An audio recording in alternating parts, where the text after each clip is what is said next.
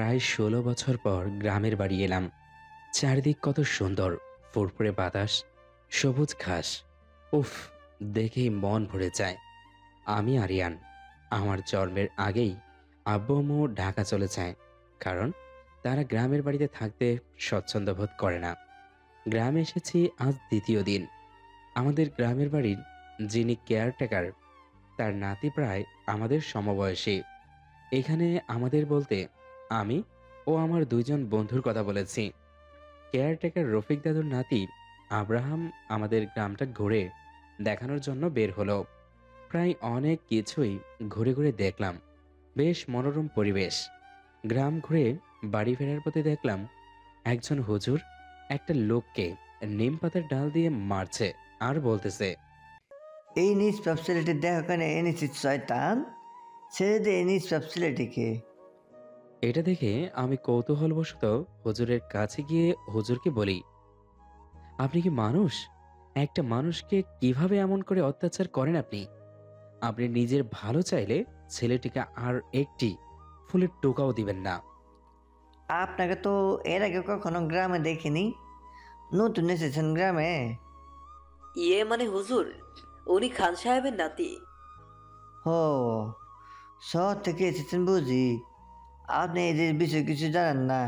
শুধু শুধু ওদের বিষয়ে কথা বলে নিজের সময় নষ্ট করবেন না সাব। ওরা ইনসানের দুশ্মন। ওরা মানে? ওরা কারা? এই যে এই নিষ্পাপ ছেলেটিকে দেখছেন, ওর দেহ যে শয়তান আছে, সে হচ্ছে ইনসানের দুশ্মন। এই বলে হুজুর সাহেব আবারও ছেলেটিকে নিম পাতার ডাল দিয়ে আঘাত করে এবং ছেলেটি প্রচুর বেদনায় চিৎকার করে ওঠে।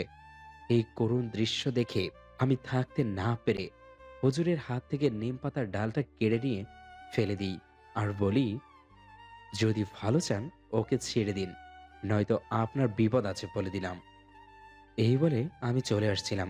ঠিক তখন হুজুর সাহেব আমাকে পিছু ডাক দিয়ে বললেন, বিপদ আমার না, বিপদ আপনার হতে চলছে। যত তাড়াতাড়ি সম্ভব এই পাহাড়ি তলা গ্রাম ছেড়ে যান, আপনার প্রাণ সংশয় হতে পারে। আপনি দয়া করে এখান থেকে চলে যান। আমি ওনার কথার তোয়াক্কা না করে বাসায় ফিরে এলাম। সারাদিন ঘোরাঘুরি করলাম। সন্ধ্যার সময় আমি, রনি, তৌহিদ আর আব্রাহাম বিকেলের ঘটনা নিয়ে আলোচনা করার সময় আম্মু পিছন থেকে চা দিতে এসে সবটা শোনে এবং আমাদের বলে, কি হয়েছে বিকেলে? মানে আন্টি, বিকেলে দেখলাম একজন হুজুর একটা ছেলেকে মারছিল আর বলছিল এই নিষ্পাপ ছেলেটিকে ছেড়ে দে, ইনসানের দুশ্মন। আব্রাহাম, ওরা কোন হুজুরের কথা বলছে? আসলে খালামুনি, ওনারা আলতাফ সাহেবের কথা বলছে। শোনো বাবারা, আলতাফ সাহেব বহুদিন ধরে এই পাহাড়িতলা গ্রামে আছেন। আর ওনার বাবা আরিয়ানের বড় আব্বু, মানে ওর দাদার বাবার সময়কাল থেকে এই গ্রামে এসেছিল। তখন নাকি আলতাফ সাহেবও ছোট ছিল। তারপর তিনি আরিয়ানের দাদার সময় থেকে এই গ্রামে ইমামতি করেন এবং গ্রামের লোকদের বিনামূল্যে সেবা ও সাহায্য করেন। তাছাড়া ওনার দেওয়া সতর্কবাণী অক্ষরে অক্ষরে সত্যি হয়। এই বলে আম্মু চলে গেলেন। তারপর আমরা নিজেদের মধ্যে একটু গল্পগুজব করে ঘুরতে চলে গেলাম। পরের দিন আমরা চারজন আবারও ঘুরতে বের হলাম। সবার সাথে হাঁটতে হাঁটতে হঠাৎ খেয়াল করলাম একটা মেয়ে, চোখগুলো ডাগর ডাগর নীল নয়না, দুধে আলতা গায়ের রং, হালকা কোকড়ানো চুল, যেন তাকে বহু যুগ আগেও কোথাও দেখেছি। আনমনে তার পিছু করতে করতে এক নির্জন জায়গায় চলে এলাম, যেখানে শুধু একটা বিশাল বটগাছ ছাড়া আর কিছুই দেখতে পারছিলাম না। কিন্তু আমি সেই মেয়েটিকে বটগাছের পাশ দিয়ে যেতে দেখলাম, অথচ এখন তাকে খুঁজেই পাচ্ছি না। পাগলের মতো তাকে এদিক সেদিক খুঁজছি, তারপরও তাকে খুঁজে পেলাম না। আমি যে সবার কাছ থেকে আলাদা হয়ে গেছি সেদিকে আমার কোনো হুঁশ নেই। হঠাৎ মোহ কাটে আব্রাহামের চিৎকারে। এই কি সাব, আপনি নিষিদ্ধ স্থানে কি করছেন? আপনি জানেন না এই জায়গা আসা বারণ? আপনি জানেন আমরা আপনাকে চারদিকে কত খোঁজাখুঁজি করলাম, আর আপনি এখানে এসে দাঁড়িয়ে আছেন? আমি চুপ করে হালকা মাথা নেড়ে চলে এলাম ওদের সাথে। বাসায় এসে আব্রাহামকে ডাক দিয়ে আলাদা করে জিজ্ঞেস করলাম, আচ্ছা আব্রাহাম, ওই জায়গাটাকে নিষিদ্ধ স্থান বলা হয় কেন? আর ওই জায়গায় যাওয়া বারণই বা কেন? কথিত আছে বহু যুগ আগেই গ্রামে একটা ডাইনির অভিশাপ ছড়িয়ে পড়েছিল। তারপর আপনার পরদাদা নিজের জীবনের বিনিময়ে ওই ডাইনিকে নিষিদ্ধ স্থানে বন্দি করে রেখেছে। আব্রাহামের সাথে কথা বলতে বলতে হঠাৎ আমার চোখ দেওয়ালের দিকে পড়ল। দেখলাম একটা ছায়া যেন সরে গেল। এতটা পাত্তা না দিয়ে চলে এলাম রুমে। আব্রাহামের কথা শুনে আমি চিন্তিত হয়ে গেলাম। আমি মনে মনে ভাবছি, আমি কি ডাইনের চক্করে পড়ে গেলাম? তারপর থেকে আমি কেমন অন্যমনস্ক হয়ে থাকি। আমার চিন্তায় শুধু ওই মেয়েটিই। ওকে ছাড়া যেন আমি অন্য কোনো কিছু ভাবতেই পারছিলাম না। মাথা জুড়ে শুধু নীল নয়না মেয়েটি আর একটা দুশ্চিন্তা মেয়েটি। সেই ডাইনি নাকি অন্য কেউ? আমাকে এমন অন্যমনস্ক দেখে আম্মু আমাকে জিজ্ঞেস করলেন, আরিয়ান, কি হয়েছে তোর? কই কিছু হয়নি তো। তোকে 2 দিন ধরে দেখছি কেমন অন্যমনস্ক হয়ে আছিস। কি হয়েছে সত্যি করে বল তো। আচ্ছা আম্মু, গ্রামের ওই নিষিদ্ধ স্থানের কাহিনী কি? আম্মু আমার মুখের দিকে থ হয়ে তাকিয়ে রইল। কিছুক্ষণ চুপ করে থেকে বলল, এই বিষয়ে আমি কিছুই জানি না।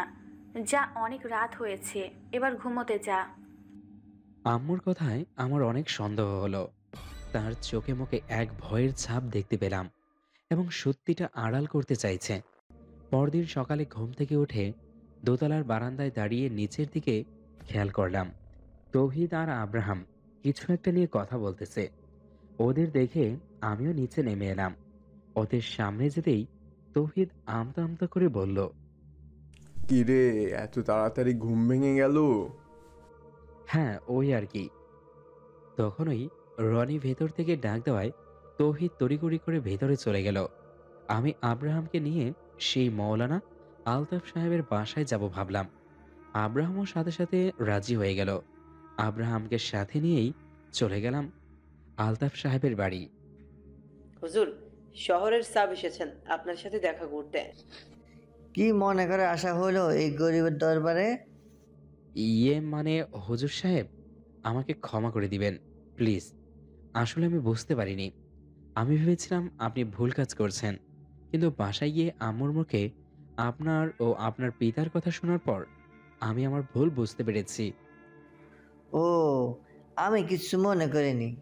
আপনি আপনার ভুল বুঝতে পেরেছেন, এটাই অনেক। আচ্ছা, আমরা তাহলে আসি।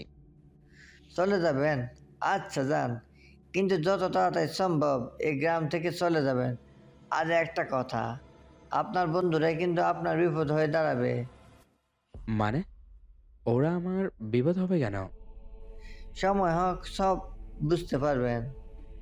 আমি অনেকটা অবাক হয়ে বাড়ি ফিরে গেলাম। বাড়ি গিয়ে তৌহিদ আর রনিকে নিয়ে বের হলাম আবারও গ্রাম ঘুরতে। সারাদিন ঘোরাঘুরি করলাম। আজকে একটা পাহাড়ি ঝর্ণা সফরে গিয়েছিলাম। ঝর্ণাটার সামনে যেতেই আমার খুব মাথা ব্যথা শুরু হলো এবং মাথা ব্যথা অবস্থায় আমি ঝাপসা ঝাপসা কিছু দেখছিলাম, কিন্তু কি দেখছিলাম সেটাই মনে পড়ছিল না। কিন্তু এতটুকু সত্যি যে আমি আমার ওই প্রতিবন্ধী দেখলাম। যদি আমার ওই প্রতিবিম্ব দেখে থাকি তাহলে এমন ঝাপসা কেন? আর এর আগে তো কখনোই আমি এই পাহাড়িলতা গ্রামে আসিনি। তাহলে কি করে এই জায়গায় দেখতে পাবো? আমি অসুস্থ হয়ে বাড়ি ফিরে এলাম। তৌহিদ আর উনি রাব্রাহামের সাথেই ঘুরছিল। আমি বাসায় ফিরে আসি সন্ধ্যাবেলা। সন্ধ্যায় নাস্তা করে কিছুক্ষণ টিভি দেখলাম, ফোন ঘাটাঘাটি করলাম। রাতে আম্মুকে বললাম, আব্বুকে বলো আমাদের যেন কালকেই এসে নিয়ে যায়। হঠাৎ কালকেই চলে যাওয়ার কথা বলছিস কেন? তুই তো গ্রামের বাড়ি আসার জন্য পাগল হয়ে গিয়েছিলি, এখন তুই চলে যেতে চাইছিস? হ্যাঁ, আমি কালকেই চলে যাব। তোমাদের থাকার ইচ্ছা হলে তোমরা আরো কিছুদিন থাকতে পারো। আচ্ছা, কালকে তোর আব্বুকে এসে নিয়ে যেতে বলবো। এখন যা, ঘুমা, অনেক রাত হয়েছে। আম্মুকে বিদায় জানিয়ে আমি ঘুমাতে গেলাম, কিন্তু কিছুতেই ঘুম আসছিল না। কারণ আমার মনে তখনও সেই মেয়েটি আর গ্রামের সেই নিষিদ্ধ স্থানটির কথাই ঘুরপাক খাচ্ছিল। তাই কাউকে না জানিয়ে একা একা সেই নিষিদ্ধ স্থানে চলে গেলাম। জায়গাটা আজকে যেন একটু অন্যরকম মনে হচ্ছে। বটগাছটির ভেতর থেকে যেন অনেকের কান্নার শব্দ ভেসে আসছে। একটু ভালো মতো লক্ষ্য করে দেখলাম গাছের এক কোণে একটা মাটির পাত্র বেঁধে রাখা ছিল। পাত্রটি মনে হচ্ছিল বহু বছর ধরে এই গাছে বাঁধা পড়ে আছে। তাছাড়া গাছে অনেক লাল সুতা ও তাবিজ বেঁধে রাখা ছিল। সুতা আর তাবিজগুলো যেন শ্যাওলা পড়ে প্রায় নষ্ট হয়ে গেছে। যাই হোক, আমার কাজ এসবে না। আমার কাজ হলো সেই মেয়েটিকে খুঁজে বের করা আর তাকে জিজ্ঞেস করা সে কেন এই নিষিদ্ধ স্থানে আসে। আর একটু লক্ষ্য করে দেখতে যাব, তখনই রিশার কল। কথায় কথায় বলাই হয়নি, রিশা আমার উডবি ওয়াইফ, আমার বাবার বন্ধু রাশিদ আঙ্কেলের একমাত্র মেয়ে আর আমার কলেজ লাইফ থেকে বেস্ট ফ্রেন্ড। তখন রিশার কল পেয়ে যেন আমার হুঁশ ফিরে। রিশার কল রিসিভ করতেই ফোনের অপাশ থেকে রিশা কাঁদো কাঁদো গলায় বলল, এই, তুমি এমন বেইমান হলে কিভাবে? কি? আমি আবার কি করলাম? গ্রামের বাড়ি গিয়েছো আজকে প্রায় 9 দিন হয়ে গেল। এতদিনে একটা কল বা টেক্সট দেওয়ারও প্রয়োজন মনে করনি তুমি আমায়? ওহ, এই ব্যাপার। আচ্ছা বাবা, সরি। এখন থেকে প্রতিদিন তোমাকে কল দিব। আর গ্রামের পরিবেশটা এত সুন্দর যে একবার গ্রাম ঘুরতে বের হলে কোনো কিছুই মনে থাকে না। এত কিছু আমি বুঝি না। তুমি এখন থেকে প্রতিদিন আমার সাথে কথা বলবে। আচ্ছা ঠিক আছে। আর আমরা হয়তো কালকে চলে আসব। ওরা না আসলেও আমি কালকে চলে আসব, এটা শিওর। ওমা, কেন? তোমরা না অনেক দিনের জন্য গিয়েছো, তাহলে কালকেই চলে আসবে কেন? আর ওরা না আসলেও তুমি চলে আসবে কেন? কি হয়েছে আমার কাছে বলো তো? না, তেমন কিছু না। এমনি তোমাকে ছাড়া একা একা ভালো লাগে না, তাই চলে আসবো তোমার কাছে। এভাবেই রিশার সাথে কলে কথা বলতে বলতে তাড়াতাড়ি করে ওই জায়গা থেকে বাসায় ফিরে আসি। বাড়ির সদর দরজা দিয়ে ভিতরে ঢুকতেই দেখি আম্মু, তৌহিদ, রনি আর রফিক দাদু দাঁড়িয়ে আছে। আমি অবাক হয়ে তাদেরকে জিজ্ঞেস করি, এ কি, এত রাতে তোমরা এখানে কি করো? এত রাতে আমরা কি করি? এত রাতে তুমি বাইরে কি করছিলে? এত রাতে কোথায় গিয়েছিলে দাদু ভাই? জানো, আমরা কত দুশ্চিন্তা করছিলাম তোমার জন্য। তুই একা একা কোথায় গিয়েছিলি? তোর যে আজকে শরীর খারাপ করলো, তারপরও তুই একা একা কি করে বাইরে বের হলি? আজকে যা করেছো করেছো, আর যেন কখনো এমন না হয়। কাল সকালে তোমার আব্বু আসবে, ব্যাগ প্যাক করে রেখো, কালকেই আমরা চলে যাব। হ্যাঁ, কালকেই। ড্রয়িং রুমের কথোপকথন শেষ করে আমরা যে যার রুমে ঘুমাতে চলে গেলাম। সকালে সবাই ফ্রেশ হয়ে ব্রেকফাস্ট করতে বসেছি। ব্রেকফাস্ট প্রায় শেষের কাছাকাছি, তখন আব্বু এসে হাজির। আমরা সবাই ব্রেকফাস্ট শেষ করে আব্বুর সাথে বের হওয়ার জন্য কথা বলছি। তখন তৌহিদ বলল, আসলে আঙ্কেল, আপনারা যান, আমি আর রনি বিকেলে আসছি। কি বলো, তোমরা একা একা যেতে পারবে তো? হ্যাঁ হ্যাঁ আঙ্কেল, আমরা চিনবো, আপনি একদম টেনশন করবেন না। আচ্ছা, তাহলে তোমরা কিন্তু ঠিক মতো চলে এসো। তোমাদের সাথে কি আরিয়ানকেও রাখবে নাকি ওকে আমাদের সাথে নিয়ে যাব? না না আন্টি, ওকে আপনার সাথেই নিয়ে যান। আচ্ছা তাহলে ঠিক আছে, আমরা চলে যাচ্ছি। আর এই ধরো আমার কার্ড, পাসওয়ার্ড হচ্ছে, তোমাদের যত টাকা লাগে খরচ করবে, ঠিক আছে? আচ্ছা আঙ্কেল। তারপর আমি আর আব্বু আম্মু চলে আসি। রনি আর তৌহিদ গ্রামে থেকে যায়। রনি আর তৌহিদকে আব্বুর কার্ড দিয়ে আমরা শহরের উদ্দেশ্যে রওনা হলাম। বাড়ি ফিরতে ফিরতে বিকেল হয়ে গেল, কারণ আমরা রাস্তায় আব্বুর সাথে তার কলিগদের মিটিং অ্যাটেন্ড করেছিলাম। সর্বোপরি আমরা বিকেলে বাসায় ফিরে আসি।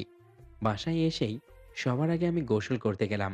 গোসল সেরে আম্মুকে রান্নার কাজে হেল্প করলাম। তারপর একসাথে খাওয়া দাওয়া করে আমি আমার রুমে শুয়ে শুয়ে গান শুনছিলাম। হঠাৎ করে ইয়ারফোনে গান আসা বন্ধ হয়ে গেল। আমি চেক করে দেখলাম ফোন থেকে গান পাস হয়ে গেছে। গানটা আবার চালু করে শুনতে লাগলাম। এবার হঠাৎ করে বেডের এক কোণে পড়ে থাকা হেডফোন থেকে গান ভেসে আসছে। চেক করে দেখলাম ল্যাপটপের সাথে একটা কানেক্ট নেই, আর ল্যাপটপটাও বন্ধ। তাহলে এটাতে গান বাজছে কিভাবে? কি হচ্ছে আমার সাথে? বুঝে উঠতে না পেরে বেড থেকে নিচে নেমে দাঁড়াতেই লোডশেডিং হলো। আমি ফোনের ফ্ল্যাশ অন করলাম, কিন্তু পরক্ষণেই ফোনের ফ্ল্যাশটা নিজে নিজে অফ হয়ে যাচ্ছে। রাগে ফোনটা আছাড় দিয়ে রুম থেকে বের হব, তখন দেখি রুমের দরজা বাইরে থেকে বন্ধ। অনেকক্ষণ দরজা ধাক্কালাম, কিন্তু খুলল না। হঠাৎ করে রুমের লাইট জ্বলে উঠল। লাইটের আলোয় খেয়াল করলাম সেই মেয়েটিকে, যে আমার পিছনে দাঁড়িয়ে আছে। আমি পিছন ফিরে তাকাতেই রুমের লাইট নিজে নিজে জ্বলছে আর নিভছে। এবার আমি কিছুটা ভয় পেতে লাগলাম। হঠাৎ করে মেয়েটি আমার সামনে থেকে উধাও হয়ে গেল। কিছুক্ষণ পর মেয়েটি আমার পেছন থেকে কাঁধে হাত দিল। আমি পেছনে তাকিয়ে দেখি এত সুন্দর মেয়েটির চেহারা বিধ্বস্ত হয়ে পচে পড়েছে। এই দৃশ্য দেখে আমি ভয়ে একটা চিৎকার দিয়ে অজ্ঞান হয়ে যাই। জ্ঞান ফিরল রনির কলের শব্দে। খেয়াল করলাম আমি নিচে পড়ে আছি। আমার মাথার একপাশে আমার ফোনটা পড়ে আছে। ফোনটা হাতে নিয়ে দেখি রনি প্রায় 33টা কল করেছে। প্রায় রাত 3:17। আমি কল ব্যাক করতেই রনি ভয় ও আতঙ্কের সাথে আমাকে বলছে, এতক্ষণে তোর কল ব্যাক করার সময় হলো? কেন রে, কি হয়েছে? আর তোর ভয়েস এমন লাগছে কেন? ভাই, তৌহিদ আর আব্রাহাম বেঁচে নেই। তুই যত তাড়াতাড়ি সম্ভব আমাকে এখান থেকে নিয়ে যা। কি কি বলছিস এগুলো? কি হয়েছে ওদের? আর তুই কোথায় আছিস এখন? আমি এখন পাহাড়তলি গ্রামে আছি। তুই প্লিজ আমাকে এখান থেকে নিয়ে যা, প্লিজ। তোরা এখন ওই গ্রামে থেকে আসিসনি? আর আসবো কিনা জানি না, সে আসতে দিবে না। মানে, সে কে? কার কথা বলছিস তুই? এত কিছু বলার সময় নেই, তুই প্লিজ তাড়াতাড়ি আয়। রনির কথা শুনে আমি তাড়াতাড়ি করে পাহাড়িলতা গ্রামের উদ্দেশ্যে বের হলাম। বাইরে যেতেই দেখলাম আমাদের তেঁতুল গাছের পাশে সেই মেয়েটি মাটি খুঁড়ছে, আর আমার দিকে তাকিয়ে একটা বিজসব চেহারা নিয়ে হাসি দিল। আমি কিছু বুঝে ওঠার আগেই হয়তো জ্ঞান হারাই। জ্ঞান ফিরতেই দেখি আমি আমার রুমেই আছি। প্রথমে বাড়ির বর্ণনা দিই। সদর দরজা দিয়ে ঢুকতেই একটা বিশাল ড্রয়িং রুম। ড্রয়িং রুমের ডান পাশে ফ্যামিলির সবার জন্য একটা বাড়তি ওয়াশরুম। তাছাড়া প্রত্যেক রুমেই একটা অ্যাটাচড ওয়াশরুম আছে। আর বাম পাশে কিচেন। সদর দরজা দিয়ে নাক বরাবর হাঁটলেই দুই দিকে দুইটা সিঁড়ি। সিঁড়ি বেয়ে উপরে উঠলে 4টা বেডরুম। একটা আমার, একটা আব্বু আম্মুর, আর 2টা গেস্ট রুম। মূল গল্পে আসি। দিন শেষ হয়ে যখন সন্ধ্যা নামলো, ঠিক তখন বাইরে ঘুটঘুটে অন্ধকারের সাথে প্রচুর বৃষ্টি। ফোর টিপতে টপতে দোতলা থেকে ড্রয়িং রুমে এসে পা রাখতে না রাখতেই কারেন্ট চলে গেল। সৌর বিদ্যুতের আলোয় সোফায় বসে বসে ফোন টিপছি। হঠাৎ এই বৃষ্টির মধ্যে দরজায় নক, আর চিৎকার করে বলছে, আরিয়ান, দরজা খোল, আমি তো আম্মু। আমি দরজা খুলতে যাব, ঠিক তখনই দোতলা থেকে আম্মুর ডাক। যাস না, শব্দটা আমিও শুনেছি। আমি অবাক দৃষ্টিতে দোতলায় আম্মুর দিকে যাব, ঠিক তখনই ড্রয়িং রুমের ডান পাশ অর্থাৎ ওয়াশরুমের ভেতর থেকে আম্মু সজোরে চিৎকার দিচ্ছে। আরিয়ান, আমি ওয়াশরুমে আটকে গেছি, দরজা খোল। আমি হতভম্ব হয়ে আতঙ্কের সাথে ওয়াশরুমের সামনে যাচ্ছি আর ভাবছি আম্মু নিজেদের ওয়াশরুম রেখে নিচতলার ওয়াশরুমে কি করছে। ওয়াশরুমের দরজা খুলবো, হাত বাড়াচ্ছি, ঠিক ওই মুহূর্তে কিচেন থেকে আম্মু আমাকে ডাকছে। আমি প্রায় পাগল হয়ে যাচ্ছি। কি হচ্ছে আমার সাথে? আমি কোথায় যাব কিছুই বুঝতে না পেরে তাড়াহুড়া করে কিচেনের সামনে গিয়ে দেখি আম্মু 1 গ্লাস দুধ চামচ দিয়ে নাড়ছে। আমি অবাক হয়ে মনে মনে ভাবছি, আমি তো দুধ খাই না, তাহলে আম্মু কার জন্য দুধ ঠান্ডা করছে? আমি সামনে আগাতেই দেখি আম্মু আলতো করে আমার দিকে তাকালো। আম্মুকে দেখে আমি প্রায় শিউরে উঠলাম। এটা কে? এটা আমার আম্মু হতে পারে না। তাহলে এটা কে? আম্মুর চোখগুলো একদম কালো, মুখের রং ফ্যাকাশে। আমার দিকে তাকিয়ে এক বিদঘুটে হাসি দিতেই আমি এক চিৎকার দিলাম। চিৎকার দিয়ে উঠতেই আম্মু বলল, কি হয়েছিল তোর? সেই ভোরবেলা তোকে বাইরে অজ্ঞান অবস্থায় পেয়েছি। আর তুই বাইরেই বা কেন গিয়েছিলি? সারাদিন গেল জ্ঞান ফিরেনি, এখন আবার চিৎকার দিয়ে উঠলি। আমি ফেল ফেল করে আম্মুর দিকে তাকিয়ে রইলাম আর ভাবলাম, তার মানে এতক্ষণ আমি অন্য জগতে ছিলাম। তখনই আমার রনির কথা মনে পড়ল। তাড়াতাড়ি করে পাহাড়িলতা গ্রামের উদ্দেশ্যে বেরিয়ে পড়লাম। আম্মু পিছন পিছন অনেক ডাকলো, কিন্তু আমি কোনো সাড়া দিলাম না। পথে যেতে যেতে রনিকে অনেক কল দিলাম, কিন্তু কেউ কল ধরছে না। হঠাৎ রাস্তার মাঝে এক পাগল মহিলা আমার গাড়ি আটকে দাঁড়ালো। আমি গাড়ির কাঁচ তুলতেই মহিলাটি বলল, কোথায় যাচ্ছেন? নিজের বিপদ নিজেই ডেকে আনছেন, ফিরে যা বলছি। আমি তার কথার তোয়াক্কা না করে আবারও গাড়ি ড্রাইভ করে চালাতে লাগলাম। অবশেষে 2.5 ঘন্টা চলার পর গ্রামে এসে পৌঁছালাম। সারা গ্রাম খুঁজেও রনিকে পেলাম না। তখনই আমার মাথায় টনক নড়ে উঠল। রনি হয়তো সেই নিষিদ্ধ স্থানে আছে। কারণ সেদিন যখন আমি আর আব্রাহাম নিষিদ্ধ স্থান নিয়ে কথা বলছিলাম, তখন কেউ লুকিয়ে আমাদের কথা শুনছিল। তার মানে ওই দিন তৌহিদ অথবা রনির মধ্যে কেউ একজন আমাদের কথা শুনছিল। তাড়াতাড়ি করে চলে গেলাম সেই নিষিদ্ধ স্থানে। গিয়ে দেখি তৌহিদ আর আব্রাহামের মাথাবিহীন লাশ দুটি দুই দিকে পড়ে আছে। ওদের এই করুণ দৃশ্য দেখে আমি অজান্তেই কান্না করে দিলাম। ছুটে গিয়ে ওদের পাশে বসলাম। কিছুক্ষণ নির্বাক হয়ে ওদের দেখলাম।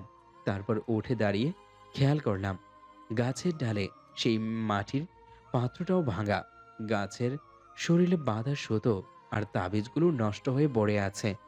গাছটার থেকে বেশ কিছুটা দূরে রনি অজ্ঞান হয়ে পড়ে আছে। ওর এক পাশে ফোনটাও পড়ে আছে। ছুটে গিয়ে ওর পাশে গিয়ে দাঁড়ালাম। তারপর ওকে তুলে গ্রামের বাড়ি নিয়ে গেলাম। আমাদের দেখে রফিক দাদু ছুটতে এসে বলল, এই কি দাদু ভাই, তোমরা যাওনি? আর রনি দাদু ভাইয়ের কি হয়েছে? আমি চুপ করে রইলাম। রফিক দাদুর সাথে কথা বলার সাহস পেলাম না। পাবই বা কি করে? তাকে কি বলবো? তার প্রাণপ্রিয় নাতি আমাদের জন্য মারা গেছে, এটাই। রফিক দাদুকে অ্যাভয়েড করে রনিকে নিয়ে চলে গেলাম। রফিক দাদুর চুপ করে আমাদের দিকে তাকিয়ে রইল। বুঝতে পারলাম আমার এই রূপ ব্যবহার দেখে তিনি কষ্ট পেয়েছেন। কিন্তু কি করব? আসল সত্যিটা জানতে পারলে সে আরো বেশি কষ্ট পাবে। রুমে গিয়ে রনিকে শুইয়ে দিলাম। কিছুক্ষণ পর রনির জ্ঞান ফিরল। জ্ঞান ফেরার পর রনি যা বলল তাতে আমি প্রায় শিহরিত হয়ে উঠলাম। রুমে গিয়ে রনিকে শুইয়ে দিলাম। কিছুক্ষণ পর রনির জ্ঞান ফিরল। জ্ঞান ফেরার পর দেখলাম রনি ফ্যাল ফ্যাল করে আমার দিকে তাকিয়ে আছে, কিন্তু কিছুই বলছে না।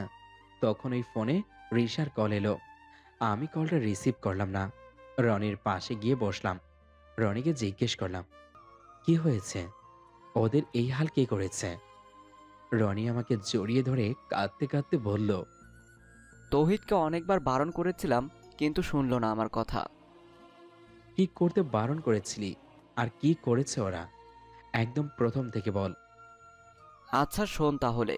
ওই দিন যখন তুই আর আব্রাহাম নিষিদ্ধ স্থান নিয়ে কথা বলছিলে, তখন আড়াল থেকে তৌহিদ সবটা শোনে। তৌহিদ ভেবেছিল ওই নিষিদ্ধ স্থানে হয়তো কোনো মানুষ আছে যে সবাইকে ভয় দেখায়। তাছাড়া ওখানে হয়তো বা কোনো ডাকাত দল আছে। যদি ওখানে কোনো ডাকাত দল থেকে থাকে, তাহলে নিশ্চয়ই সেখানে অনেক ধন সম্পদ আছে। এটাই লোভ করেছিল। তৌহিদ আমাকে আর আব্রাহামকেও এই বলে লোভ দেখায়। আমরাও ওর মতো লোভে পড়ে যাই। হ্যাঁ, তারপর তোরা কালকে আমাদের সাথে না ফিরে ওখানে কি করছিলি? কালকে তোরা বের হওয়ার কিছুক্ষণ পরে আমরা সেই নিষিদ্ধ স্থানে গিয়ে পৌঁছাই। রনি এতটুকু বলার পরপরই রিশা আবার কল করে। আমি রনিকে থামিয়ে রিশার কল রিসিভ করি। কল রিসিভ করতে রিশা বলল, তুমি আবারও পাহাড়িতলা গ্রামে এসেছো? ইয়ে মানে হ্যাঁ, এসেছি। আমি আসছি, ওয়েট করো, কিছুক্ষণের মধ্যেই পৌঁছে যাব। মানে? মানে আবার কি, আমি গ্রামে এসেই পড়েছি। আর মাত্র 15 মিনিটের মতো সময় লাগবে। এটা বলতে বলতে সাইড থেকে একটা ট্রাক এসে রিশার গাড়িকে ধাক্কা দিল। আমি ফোনের এপাশ থেকে গাড়িটা ধাক্কার শব্দ পেলাম। আমি একদম নির্বাক হয়ে গেলাম। রনি আমাকে জোরে জোরে ধাক্কা দিয়ে জিজ্ঞেস করছে, কি হয়েছে? আমি তারপরও তার কথার কোনো সাড়া দিতে পারলাম না। আমি যেন একদম ভেঙে পড়লাম। চোখের সামনে নিজের প্রিয় বন্ধু ও অতিথি বন্ধুর মাথাবিহীন লাশ দেখলাম। এখন আবার আমার প্রিয় মানুষ, যে কিনা কিছুদিন পর আমার জীবন সঙ্গী হবে, তাকেও হারালাম। আমি যেন এক গোলক ধাঁধায় বন্দী হয়ে গেছি। কি হচ্ছে আমার সাথে কিছুই বুঝতে পারছি না। আমি ছুট্টে বেরিয়ে পড়লাম। নিচে নেমে সদর দরজা খুলতেই দেখি রিশার সারা শরীরে আঘাতের চিহ্ন। রিশা খুঁড়িয়ে খুঁড়িয়ে খান ভিলার দিকে এগিয়ে আসছে। এতক্ষণে যেন আমার প্রাণ ফিরিয়ে এলো। দৌড়ে গিয়ে রিশাকে জড়িয়ে ধরলাম। তুমি ঠিক আছো তো? জানো, আমি খুব ভয় পেয়ে গিয়েছিলাম। আমি ভেবেছিলাম তোমাকে হয়তো হারিয়ে ফেলেছি। হ্যাঁ ঠিক আছে, গাড়িটা মাঝ রাস্তায় পার্ক করে রেখেছিলাম। গাড়ির দরজাও খোলাই ছিল। তোমার সাথে কথা বলে গাড়ি থেকে বের হব, তখন একটা ট্রাক এসে গাড়িতে ধাক্কা দিল। আমি সাথে সাথে ছিটকে গিয়ে রাস্তার পাশে পড়লাম। আমিও ভাবিনি আমি বেঁচে ফিরবো। এক মুহূর্তের জন্য মনে হচ্ছিল তোমাকে আর ফিরে পাবো না। বাইরে কথোপকথন শেষ করে রিশা, রনি আর আমি ভিতরে ঢুকলাম। রিশাকে তৌহিদ আর আব্রাহামের সব কথাই খুলে বললাম। কিন্তু গতকাল রাত থেকে আমার সাথে কি কি হয়েছে সবটাই রিশা আর রনির কাছে গোপন রাখলাম। রনি, তোরা কালকে কি করছিল এখানে? সত্যি করে বলতো। হ্যাঁ রনি ভাই, আমার প্লিজ সত্যি করে বল, কি হয়েছিল কালকে? কালকে তোরা বের হওয়ার কিছুক্ষণ পরে আমরা সেই নিষিদ্ধ স্থানে গেলাম।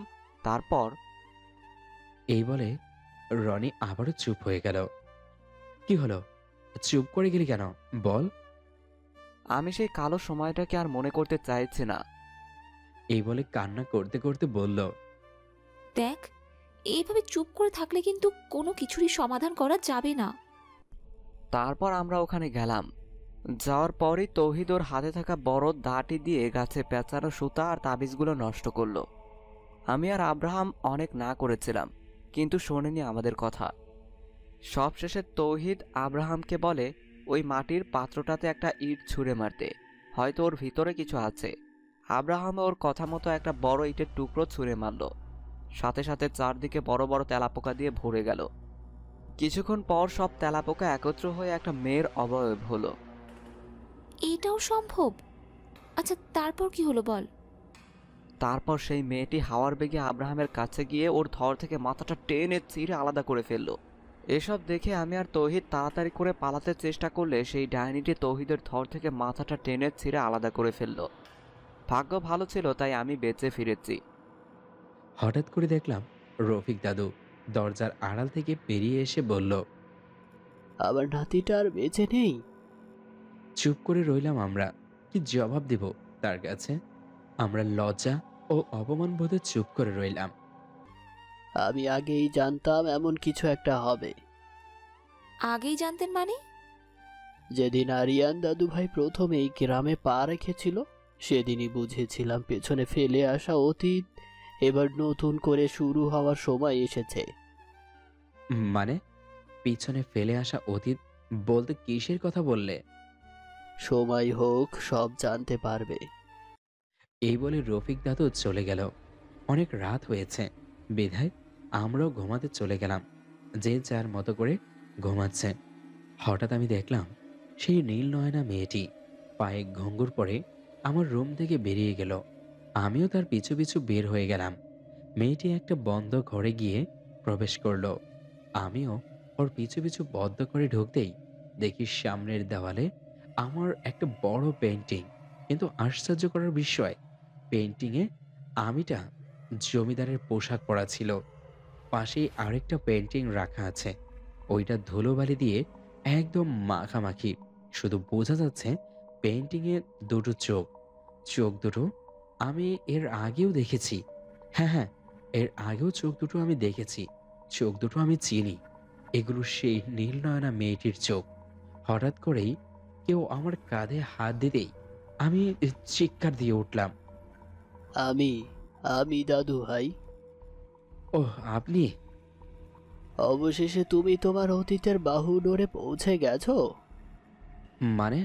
আর এই পেন্টিংয়ে আমার মতো দেখতে এই লোকটাকে? এটা তোমার পরদাদার বড় ভাই কেনান।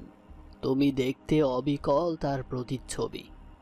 এজন্যই তোমার পিতামাতা তোমাকে গ্রামে নিয়ে আসতে ভয় পেত, কারণ তারা জানতো তুমি গ্রামে আসলে অতীতে ঘটে যাওয়া কাহিনী নতুন করে শুরু হবে।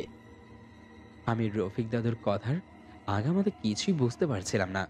তারপর রফিক দাদুর কাছে ক্যানান দাদুর কাহিনী জিজ্ঞেস করলে সে বলল, ধৈর্য ধরো দাদু ভাই, এই কাহিনী তুমি নিজেই জানতে পারবে, কারণ এই কাহিনী তখনও শেষ হয়নি আর এতদিনেও শেষ হয়নি। এই বলে রফিক দাদু চলে গেল। আমি হাত দিয়ে আমার মতো দেখতে ক্যানান দাদুর পেন্টিংয়ের পাশে থাকা দ্বিতীয় পেন্টিংটি পরিষ্কার করলাম। পরিষ্কার করে পেন্টিংটা যে রূপ দেখলাম, ক্যানান দাদু একটা চেয়ারে বসে আছে আর তার পাশে সেই নীল নয়না মেয়েটি দাঁড়িয়ে আছে। যখন বুঝতে পারলাম হয়তো এই মেয়েটি আমাকে ক্যানান দাদু ভেবে হন্ট করছে, কারণ আমি দেখতে হুবহুব ক্যানান দাদুর মতোই। অনেক চিন্তা করে রুমে গিয়ে খাটে বসলাম। ফোন হাতে নিয়ে দেখি রাত প্রায় 2টার কাছাকাছি। তখন রিশা আমার কাছে এসে জিজ্ঞেস করে। কি হয়েছে? আমি রিশার কাছে গতকাল রাত থেকে আমার সাথে কি কি ঘটে চলেছে সবটা বললাম এবং এখন আমার মতো দেখতে ক্যানান দাদুর কথাও খুলে বললাম। রিশা আমাকে অভয় দিয়ে পাশে শুয়ে পড়ল। যেহেতু আমরা এঙ্গেজড ছিলাম তাই এক রুমে থাকতে আমাদের কোনো অসুবিধা ছিল না। আমিও সব চিন্তা মাথা থেকে ঝেড়ে ফেলে একটা ঘুম দিলাম। ঘুম থেকে উঠে দেখি আব্বু আম্মু পাহাড়িলতা গ্রামে এসে হাজির। আব্বু আমাকে ডাক দিয়ে একান্ত কিছু কথা বলল, যা শুনে আমি থমকে গেলাম। কালকে তো তুই যখন তোর আম্মুকে কিছু না বলে চলে এলি, তখন তোর আম্মু আমাকে কল দেয়। আমি তাড়াতাড়ি করে বাসায় গিয়ে তোর আম্মুকে সান্ত্বনা দিই। তারপর আমি রুমে বসে ল্যাপটপে কাজ করছিলাম। কিছুক্ষণ পর তোর আম্মু আমাকে সান্ত্বনা দিয়ে গেল। আমিও কাজ করতে করতে নাস্তা খেয়ে শুরু করি। 5 মিনিট পর আবার তোর আম্মু নাস্তা নিয়ে এসে আমাকে দেখে একটা চিৎকার দিয়ে বলল, তুমি এগুলো কি খাচ্ছ? তুমি না নাস্তা নিয়ে গেলে? আমি তো নাস্তা খাচ্ছি। তুমি ভালো করে দেখো তুমি কি খাচ্ছ। আর আমি তো এইমাত্র এলাম, তোমাকে কখন নাস্তা দিলাম আমি? আমি তাকে দেখি প্লেটে মুরগি, নাড়ি বুড়ি আর পোকামাকড়, আর ওইগুলো আমি খাচ্ছি। চোখ তুলে তাকাতেই দেখি তোর আম্মুর মতো দেখতে একটা মহিলা তোর আম্মুর পিছনে দাঁড়িয়ে হাঁটছে। আমি তোর আম্মুকে কিছুটা অভয় দিয়ে রিশাকে কল দিয়ে জানতে পারি রিশাও নাকি পাহাড়িতলা গ্রামে এসে, কিন্তু সেও নাকি আসার পথে অ্যাক্সিডেন্টের মুখোমুখি হয়েছিল, কিন্তু আল্লাহর অবশেষে কৃপায় সে সুরক্ষিত আছে। তারপর এখানে এসে তৌহিদ আর আব্রাহামের ঘটনাও শুনলাম। আচ্ছা আব্বু, ক্যানান দাদুর কি হয়েছিল? আব্বু আমার মুখে এই প্রশ্ন শুনে চুপ হয়ে গেল। কিছুক্ষণ চুপ থেকে বলল, এই দেখো, তোর আম্মু আমাকে সেই কখন ডেকেছিল আমাকে, আমি গেলাম কেমন। এই বলে আব্বু চলে গেল। কিছুক্ষণ পর রিশা আমার কাছে এসে বলল, একটা কথা বলবো? হ্যাঁ বলো। আমার না রনির কথাগুলো বিশ্বাস হচ্ছে না। কি বলছো? হ্যাঁ, আমার মনে হচ্ছে রনি আমাদের কাছে মিথ্যে বলছে। রনি যদি মিথ্যা বলতো তাহলে আমাদের সাথে যে ঘটনাগুলো ঘটেছে, তৌহিদ আর আব্রাহামের লাশ আর ক্যানান দাদুর ছবি, ক্যানান দাদুর ছবির পাশে সেই মেয়েটি, এগুলো কি সবটাই মিথ্যা? কি জানি, এত কিছু বুঝি না। আমার মনে হচ্ছে রনি আমাদের মিথ্যে বলেছে। মনে রেখেন, যেটা চোখের সামনে হচ্ছে সেটা সত্যি নাও হতে পারে। চোখের আড়ালে যেটা হচ্ছে সেটাই সত্যি। এই বলে রিশা চলে গেল। রিশা চলে যাওয়ার কিছুক্ষণ পর আমি আবারও সেই রুমটিতে গেলাম যেখানে ক্যানান দাদুর পেইন্টিং ছিল। রুমটিতে কিছুক্ষণ ঘোরাঘুরি করার পর আমি একটা ভীষণ দেখতে পেলাম। ভীষণটা কিছুটা এরকমই ছিল। এই বন্ধ ঘরটিতে সুন্দর করে সাজানো হয়েছে। আমি বিয়ের সাজে এই ঘরের খাটে বসে আছি। পাশে সেই নীল নয়না মেয়েটি। হঠাৎ করে একটা কালো বিড়াল এসে আমার উপরে পড়ল আর সাথে সাথে ভীষণটা ওইখানেই মিলিয়ে যায়। তারপর আমি ক্যানান দাদু আর সেই নীল নয়না মেয়েটির পেইন্টিংয়ের পাশে গেলাম। আমার মনে হচ্ছে মেয়েটি সত্যি সত্যি আমার দিকে তাকিয়ে আছে। আমিও কিছুক্ষণ মেয়েটির দিকে তাকিয়ে রইলাম। একটু পর মনে হলো মেয়েটির পেইন্টিংয়ের ভেতরে চোখের পলক ফেলল। এটা দেখে আমি ভয় পেয়ে তাড়াতাড়ি ওই রুম থেকে বেরিয়ে গেলাম। সকালে নাস্তা করলাম। নাস্তা শেষে রিশা বলছে ওকে গ্রাম ঘুরে দেখানোর জন্য। আমিও না করলাম না, বেরিয়ে পড়লাম ওকে গ্রাম ঘুরে দেখানোর জন্য। আমরা অনেকক্ষণ গ্রাম ঘুরলাম। গ্রাম ঘুরতে ঘুরতে সময় প্রায় দুপুর গড়িয়ে বিকেল হবে। তখন ইচ্ছে হলো একটিবার ঝর্ণার ধারে গেলে কেমন হয়। যেই ভাবা সেই কাজ। রিশাকে নিয়ে ঝর্ণার ধারে চলে এলাম। রিশা আর আমি একটা পাথরের উপর বসলাম। কিছুক্ষণ পর আমি আবারও একটা ভিশন দেখতে পাই। আমি আর সেই নীল নয়না মেয়েটি একটা নৌকায় বসে আছি। নৌকার এক কোণে আমি, আর আমার থেকে কিছুটা দূরে সেই মেয়েটি। ঝর্ণা থেকে যে ধারা নামছে সেই পানি হাতে নিয়ে মেয়েটি আমার দিকে ছুঁড়ে মারছে। আমিও ওর দিকে পানি ছুঁড়ে মারছি। দেখে মনে হচ্ছে আমরা একে অপরকে অনেক দিন ধরে চিনি, আমরা একে অপরকে অনেক ভালোবাসি। হঠাৎ দেখলাম মেয়েটি সেই বিদ্রূপ চেহারায় আমার দিকে তাকিয়ে হাসছে। আমি ভয়ে চিৎকার দিয়ে সজ্ঞানে ফিরে দেখি ঋষি আমাকে পানি ছুঁড়ে মারছে, যার ফলে আমি ভীষণ থেকে বাস্তব জগতে ফিরে আসি। বুঝতে পারছিলাম না তখনও আমার সাথে কেন বারবার এমন হচ্ছে। নিজের পরদাদাদের মতো দেখতে হওয়াটা কি অপরাধ? সন্ধ্যা হওয়ার আগেই আমরা বাসায় ফিরে আসি। বাসায় আসার পর আম্মু আমাকে ডাক দিয়ে বলল, আরিয়ান, তোর কাছে একটা কথা বলছি, মনোযোগ দিয়ে শোন। হ্যাঁ আম্মু বলো।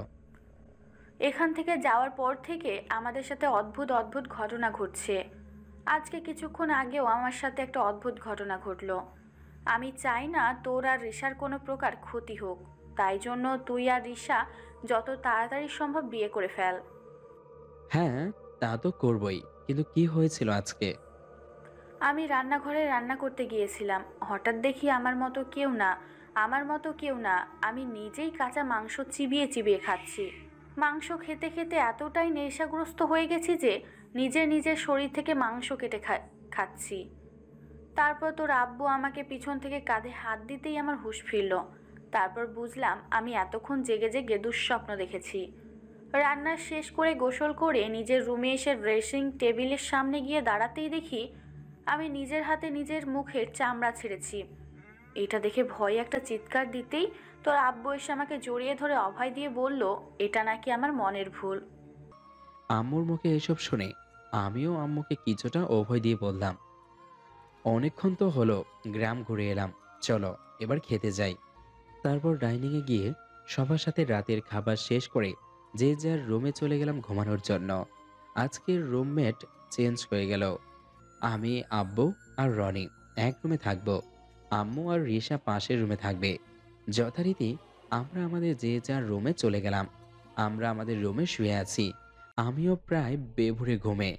হঠাৎ অনুভব হলো কেউ যেন আমার মাথায় হাত বুলিয়ে দিচ্ছে। চোখ খুলে দেখি কেউ নেই। হঠাৎ সেই ছবির ঘর থেকে কান্নার শব্দ ভেসে আসছে। আমি ছুটে সেই ঘরের দরজার সামনে হাজির হলাম।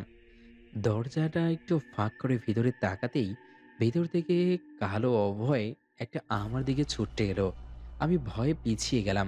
পিছিয়ে গিয়ে দেখি আমি বন্ধ চার দেওয়ালের ভেতরে আটকে আছি।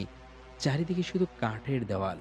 হঠাৎ করে পুরো ঘরটি কালো কাক দিয়ে ভরে গেল। কাকগুলো আমাকে ঘিরে ধরেছে। কা কা শব্দে পুরো ঘরটি মেতে উঠেছে। আমি কিছু বুঝতে না পেরে চিৎকার দিতেই আমার ঘুম ভেঙে গেল। তার মানে এতক্ষণ আমি স্বপ্ন দেখছিলাম। ঘুম ভাঙতেই দেখি রনি পাশে নেই। রনিকে খুঁজতে খুঁজতে সেই ছবির ঘরের সামনে গিয়ে থামলাম। ভিতরে ওকে দিতেই দেখি রনি কালো জাদু করছে। ওর বিপরীত পাশে অন্ধকারে কেউ একজন বসে আছে। রনি সেই অন্ধকারে বসে থাকা লোকটির সাথে কথা বলছে। আমি হালকা উকি দিয়ে কথাগুলো শোনার চেষ্টা করলাম। ভুলে যেও না, তোমার আর আমার জন্মান্তরের সম্পর্ক। তোমাকে আমিই মুক্ত করেছি। তোমার জন্য তৌহিদ আর আব্রাহামকেও বলে দিয়েছি, শুধুমাত্র তোমাকে মুক্তি দিয়ে আমাদের ভালোবাসাকে পূর্ণরূপ দেওয়ার জন্য। এবার তোমার কাজ হলো রিশার শরীরকে কাবু করা। তুমি রিশার শরীর কাবু করতে পারলেই আমি আরিয়ানকে বলি দিয়ে ওর রক্ত দিয়ে তোমাকে গোসল করাবো। তাহলে তুমি সারা জীবনের জন্য রিশার শরীরে থাকতে পারবে। তুমি সারা জীবনের জন্য রিশার শরীরে থাকতে পারলেই আমরা আবার নতুন করে আমাদের জীবন শুরু করব। তারপর আমরা অনেক দূরে চলে যাব, যেখানে কেউ আমাদের খুঁজে পাবে না। তার মানে রিশা ঠিকই বলেছিল, রনি আমাদের মিথ্যা বলেছে। তৌহিদ আর আব্রাহামকে তাহলে রনিই খুন করেছে। কিন্তু রনি কেন এমনটা করলো? আর কার জন্যই এমনটা করলো? এখন কার সাথে কথা বলছে রনি? কার সাথে কথা বলছে দেখার জন্য ভেতরে একটু ভালো মতো উকি দিতেই দেখি রনির অপর প্রান্তে রিশা বসে আছে। আমি প্রথমে ভেবেছিলাম হয়তো রিশাও রনির সাথে মিলিত, সেও আমাকে ঠকাচ্ছে।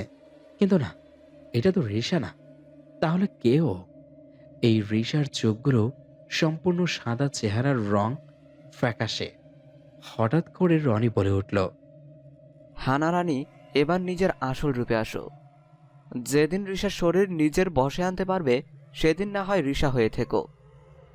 রনি এই কথা বলার সাথে সাথে রিশার রূপ ধারণ করা মেয়ে সেই নীল নয়না মেয়েটিতে পরিণত হলো। তার মানে এই নীল নয়না মেয়েটির নাম হানা। ওর সাথে রনির কি সম্পর্ক? ওর সাথে যদি রনির সম্পর্ক থেকেই থাকে, তাহলে ওর ছবি ক্যানান দাদুর পাশে কেন? ওর সাথে যদি ক্যানান দাদুরও কোনো সম্পর্ক না থাকে, তাহলে আমার আর আমার পরিবারের পেছনে কেন পড়ে আছে? এটার একমাত্র কারণ কি শুধু রনির সাথে ওর প্রেমের কাহিনী সম্পূর্ণ করা? তার জন্যই এত কিছু? আমি কিছু বুঝে ওঠার আগেই রনি আর হানা আমাকে দেখে ফেলে। আমি ওদের কাছ থেকে পালানোর জন্য একটা দৌড় দিলাম। আমি কিছু বুঝে ওঠার আগেই রনি আর হানা আমাকে দেখে ফেলে। আমি ওদের কাছ থেকে পালানোর জন্য একটা দৌড়ে খানভিলা থেকে বেরিয়ে এলাম।